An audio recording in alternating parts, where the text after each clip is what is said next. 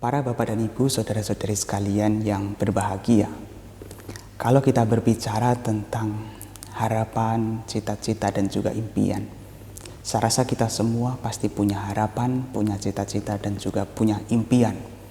Kita pengen mencapai suatu keberhasilan, suatu kesuksesan. Makanya pada kesempatan kali ini, saya akan berbicara mengenai kebajikan sebagai pelancar sebuah keberhasilan. Kebajikan sebagai pengabul sebuah harapan. Nah, para Bapak dan Ibu, saudara-saudari sekalian, untuk mencapai sebuah keberhasilan memang kita tidak terlepas dari usaha yang keras, usaha yang tekun, semangat, dan juga dengan kemampuan lain, dengan keterampilan, dengan kecerdasan. Tetapi lebih daripada itu ternyata juga ada faktor-faktor yang membuat impian itu bisa tercapai, kita bisa mencapai keberhasilan, yakni adalah kebajikan. Punya atau perbuatan bajik ini juga menjadi salah satu faktor tercapainya sebuah keberhasilan. Nah, di dalam Cakasuta, Sang Buddha menjelaskan mengenai 4 roda yang mengantarkan seseorang untuk mencapai sebuah keberhasilan. Yang pertama adalah Sapurisa Sangsewo, yakni adalah bergaul dengan orang-orang yang bijak, orang-orang yang benar. Kalau dalam konteks ingin mencapai sebuah keberhasilan, kita perlu bergaul dengan orang-orang yang berhasil, orang-orang yang punya kemampuan, yang bisa diajak bekerja sama. Karena kalau kita bergaul dengan orang-orang yang demikian, orang-orang intelektual yang punya pengetahuan, punya keterampilan, kita bisa bersama-sama menjalin hubungan untuk memajukan sebuah usaha kita. Maka pergaulan dengan siapa kita bergaul, dengan siapa kita berasosiasi ini menjadi salah satu kunci sebuah keberhasilan. Nah, yang kedua yakni adalah Patirupa Desawaso, bertempat tinggal di tempat yang sesuai.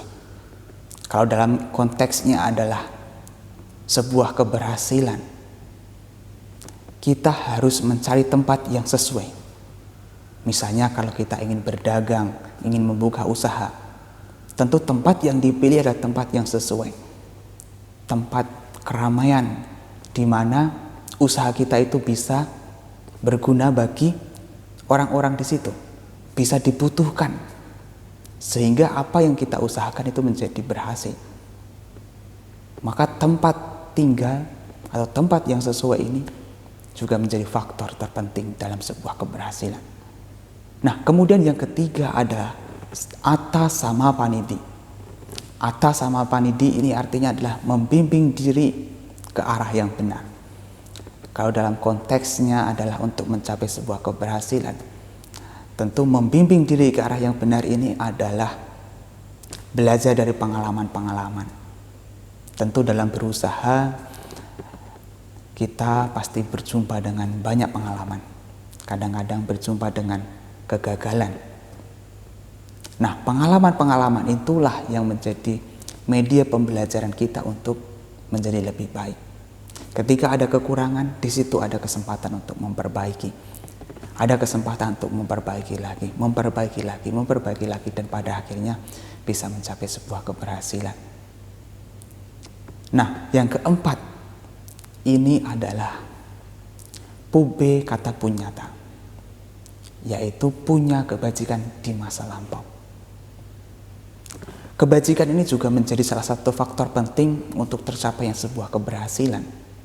Jadi untuk menjadi orang yang berhasil, untuk mencapai sebuah impian, mencapai sebuah kesuksesan, tidak hanya cukup bekerja keras, tidak hanya cukup tempat yang bagus, tidak hanya pergaulan yang tepat, melainkan juga ada kebajikan yang telah atau yang pernah diperbuat sebelumnya.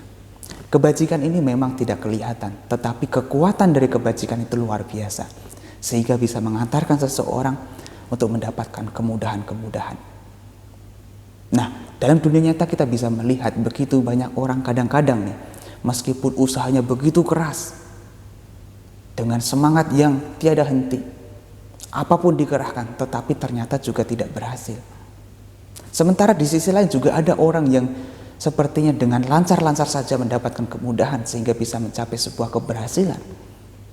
Tentu itu didukung oleh kebajikan. Dan kita tidak bisa mengetahui bagaimana seseorang tersebut bisa berhasil dengan kebajikannya. Tetapi kita bisa mengetahui bahwa orang yang berhasil pasti dulunya punya timbunan kebajikan. Nah, timbunan kebajikan itulah yang membuat seseorang bisa mendapatkan kemudahan. Karena hukum karma itu berjalan. Hukum karma bekerja sesuai dengan hukumnya.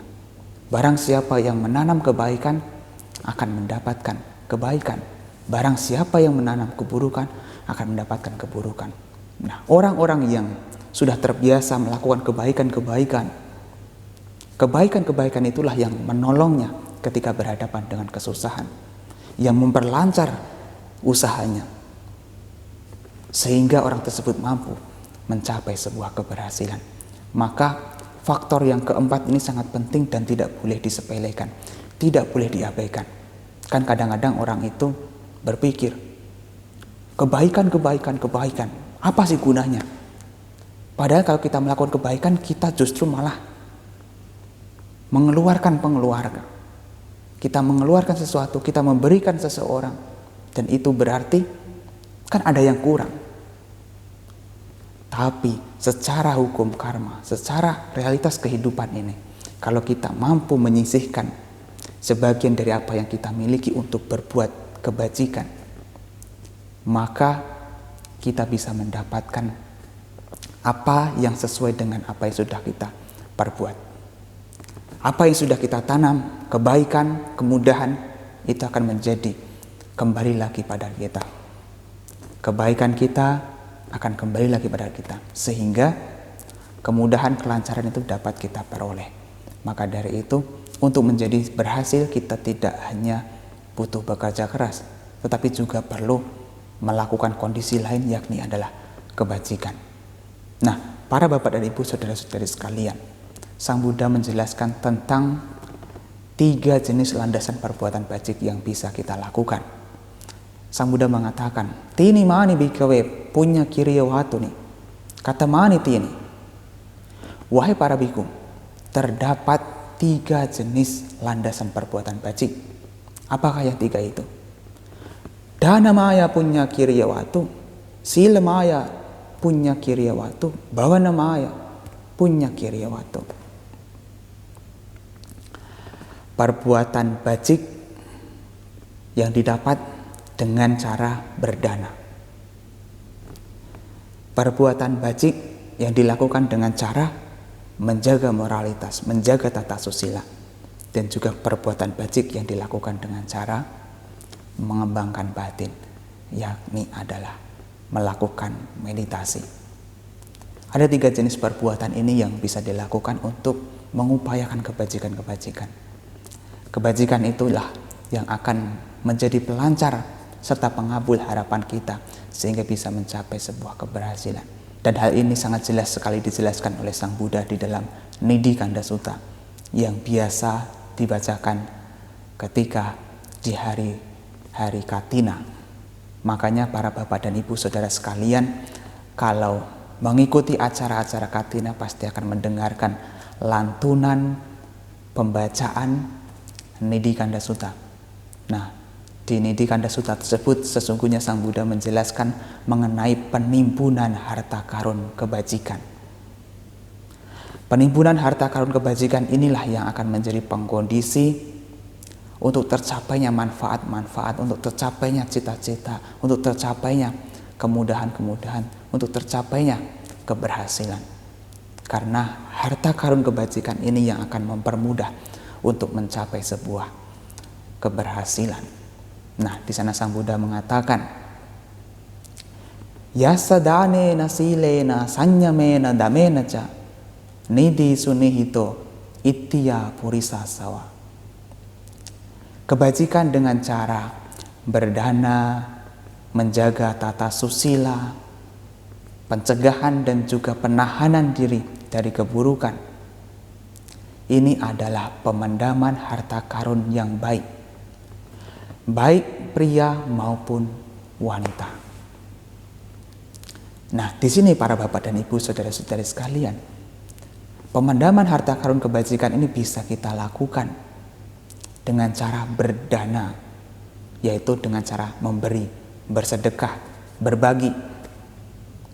Dengan cara menjaga moralitas, bertata susila, menjaga perilaku kita, baik secara jasmani dan juga ucapan. Jasmani kita arahkan pada perbuatan-perbuatan yang baik. Ucapan kita juga kita arahkan pada ucapan-ucapan yang benar dan bermanfaat. Dan juga kita bisa pencegahan dari keburukan-keburukan. Ketika ada sebab-sebab yang dapat memunculkan reaksi negatif, ketika ada pengkondisi untuk melakukan keburukan, kita mencoba bertahan. Itu menjadi salah satu sarana untuk menimbun harta karun kebajikan. Nah, harta karun kebajikan inilah yang sangat bermanfaat, memberikan manfaat yang begitu besar bagi kehidupan kita. Nah, kepada siapa harta karun kebajikan ini bisa dilakukan? Sang Buddha mengatakan, Cetiyamhi cesanghe wa puggale atitiswa matari pitari wapi atau jetamhi bahatari.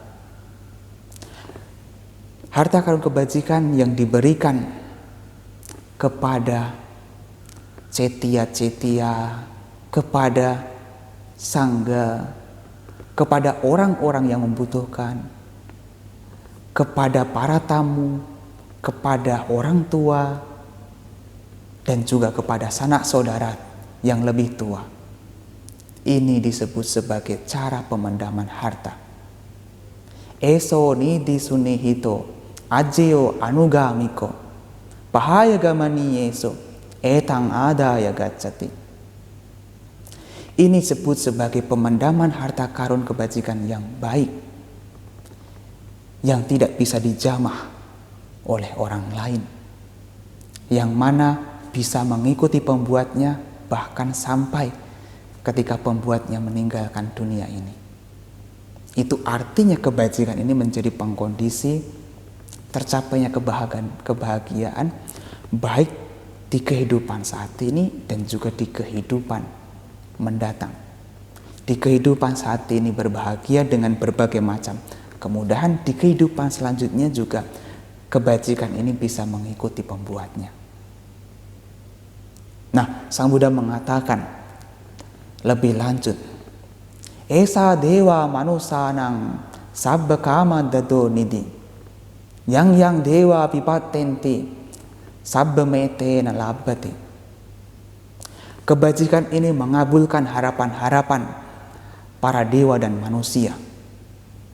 Semua perolehan, semua pahala, semua pencapaian yang diharapkan oleh para dewa dan manusia dapat tercapai berkat timbunan jasa kebajikan ini. Nah, ini berarti para bapak dan ibu, saudara-saudari sekalian, pencapaian-pencapaian baik para dewa dan manusia yang diharapkan oleh para dewa dan manusia itu dapat terwujud, dapat tercapai dengan adanya dukungan kebajikan. Dengan adanya kebajikan, kita bisa mencapai cita-cita kita.